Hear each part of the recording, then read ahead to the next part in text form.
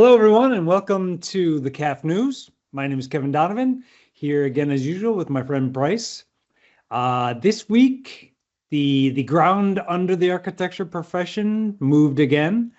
Not a new tool, not a new framework, but kind of more structural shifts. We're going to be talking about organizations kind of formalizing AI orchestration as a very operational discipline. And then the effects of AI on security architecture and how we're seeing a movement from static controls to, again, more operational 24/7 discipline, adversary behavior frameworks. Bryce, what are you thinking about these trends we're seeing? How have you been? I'm doing great.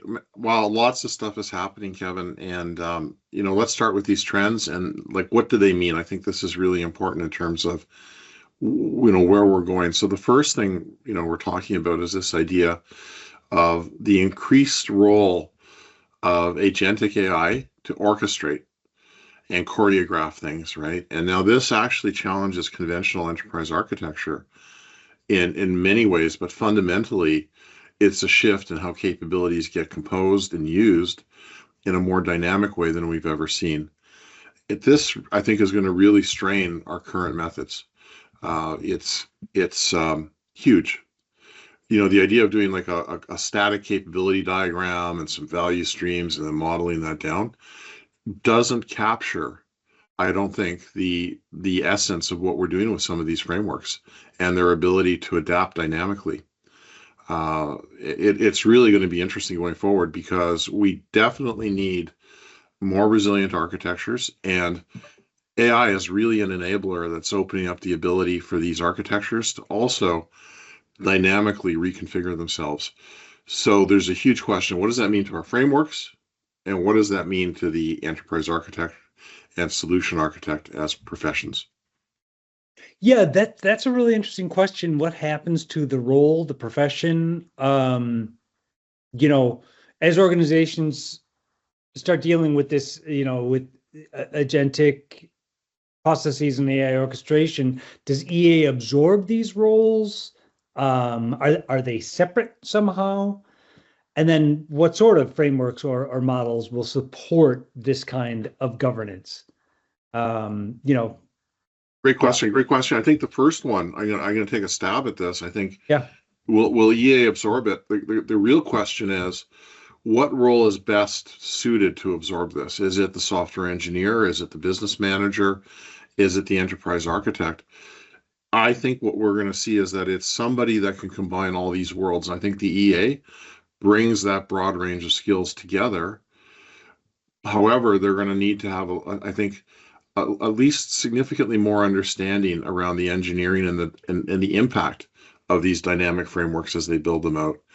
And I think we're also going to see, this is one of the things I talked about in my upcoming book. How do these frameworks look? And I don't think in any sense we're at an endpoint. We're going to be, our thinking is going to be evolving on this, but it's a question, who can understand these frameworks and then relate them to getting value and outcome delivery? And I think this is a third but hidden point in here, is when you start to look at these agentic orchestration platforms or ecosystems, the real question comes up, what do they enable from a business model point of view? And I think the answer moves outside the scope of product delivery to something that is far more closer to service dominant goods and service dominant logic delivery. So you're going for an outcome, and you're enabling that person who buys something not just to get one thing, but a bunch of stuff together that really delivers the experience to them. Yeah. Yeah. An interesting point, for everyone out there listening, this would be great to get some kind of crowdsourced information about what are your organization's view on these kinds of roles? Is this starting to emerge? Is this something that's being talked about? And do you, as architects, do you own these activities? Do you own these roles, or do you interface with them? It's something of a new domain of architecture. It'd be interesting to see where it's falling out, in It, practical it terms. is a new domain, and that really brings in the second topic, the idea of being able to understand adversarial behavior and build adversarial behavior frameworks. So the original intent of this topic is, how do you anticipate breaches? How do you anticipate penetration? Because it's going to happen. It's not if, it's a matter of when it happens. And also it's very dynamic. So, as an adversary goes through your value chain looking for vulnerabilities and ways to do things, they're going to find them. And it's a question of how do you deal with it. I was a little bit surprised that, when we talk about adversarial behavioral frameworks, it was very much a pattern. The original story was very much pattern based when I saw it. I was a little bit surprised that it didn't talk a little bit about the evil digital twins out there and the ability to maybe forecast what adversaries might be doing and predict it.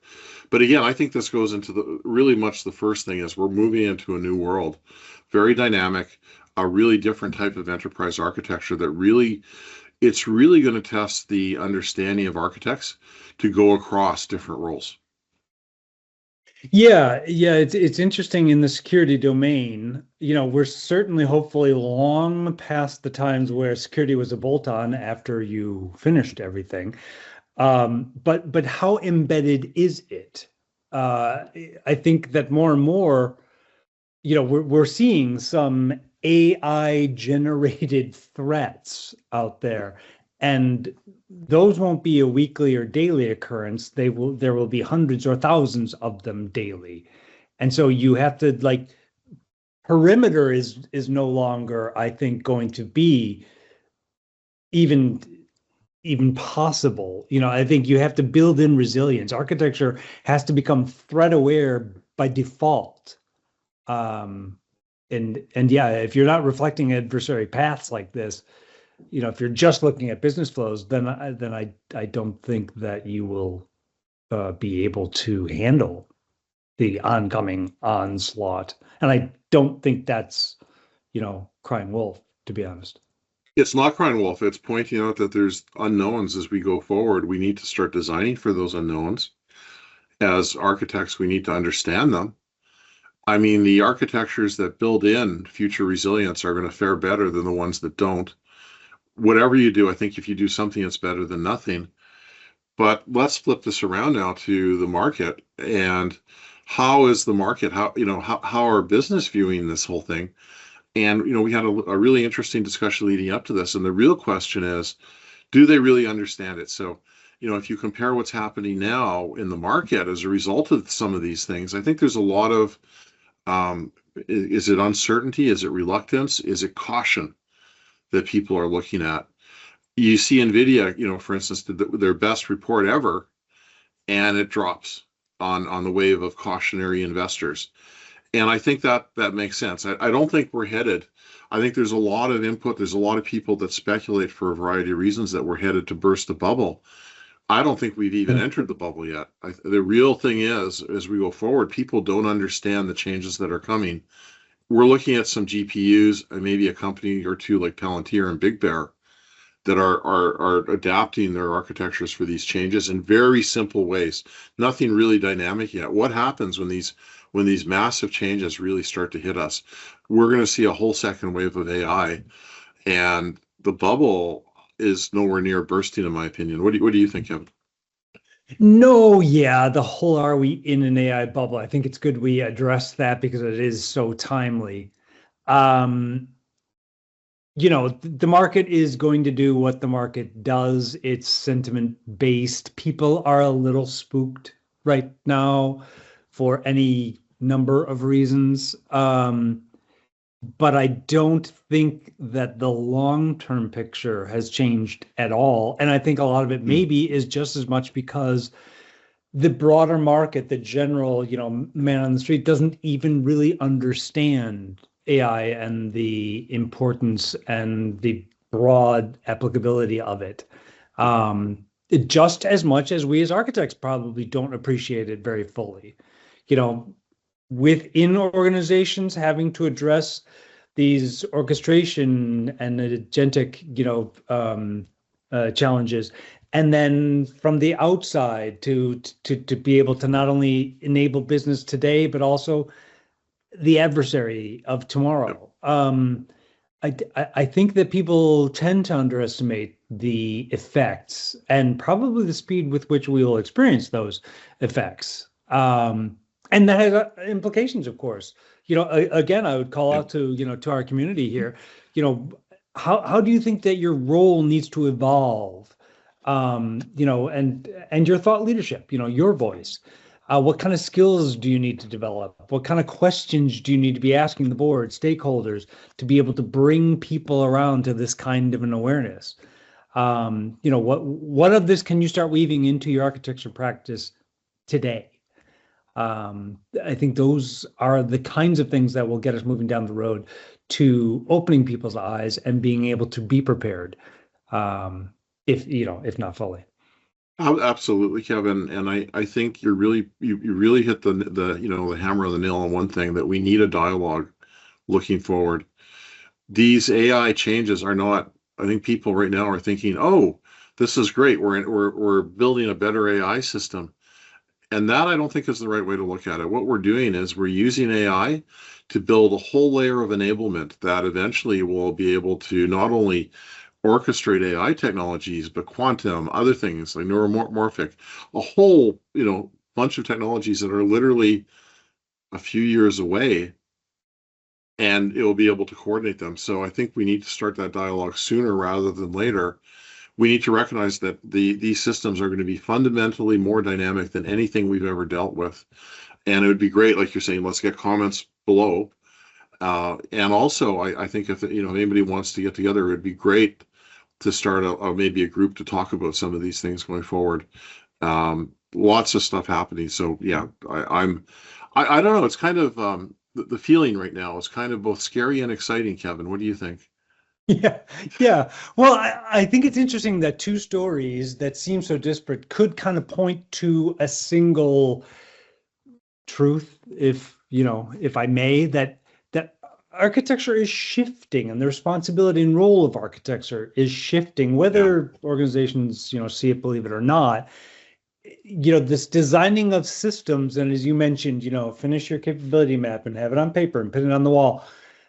It's becoming more about designing behaviors, agent behavior, attacker behavior, the behaviors of the organization around you.